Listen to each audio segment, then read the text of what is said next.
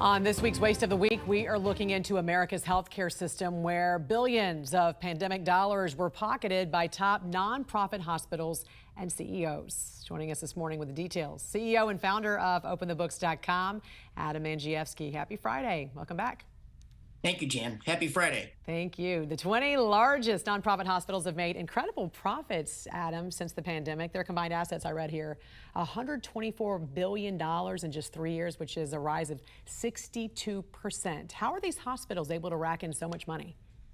So the top nonprofit U.S. hospitals, these top 20, their net assets went from $200 billion to $324 billion. And I think this is going to rankle the American people. This happened during the pandemic years, this profiteering. Look, our healthcare costs continue to rise. The average American family pays over $22,000 worth of health insurance premium costs each year. And the prices of healthcare now are supposed to be transparent. The Trump administration put forth the healthcare price transparency rule, and to their credit, the Biden administration finalized that rule in 2021. But we found that 19 out of the top 20 U.S. nonprofit hospitals, they racked up these big profits, and they were not following federal healthcare price transparency rules. So, Jan, this is like playing baseball. With one side, the patients, that's us, we're blindfolded, and the other side is the hospitals, and they're putting tons of score up on the board, racking up big profits. And of the $23 billion that were distributed in some of these COVID bailouts, only 2 providers actually partially paid back that money. How are these providers able to get away with not paying back these bailouts?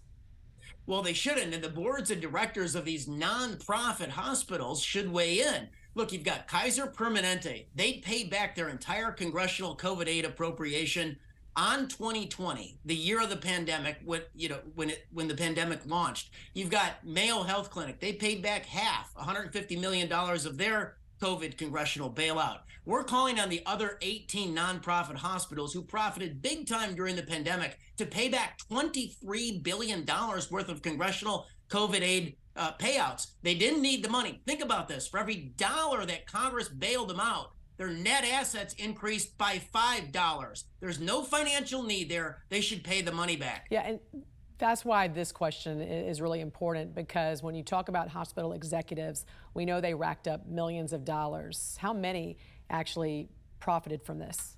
Well, this is a stunning number. The top 20 U.S. nonprofits paid their CEO in the latest year available $150 million worth of total compensation.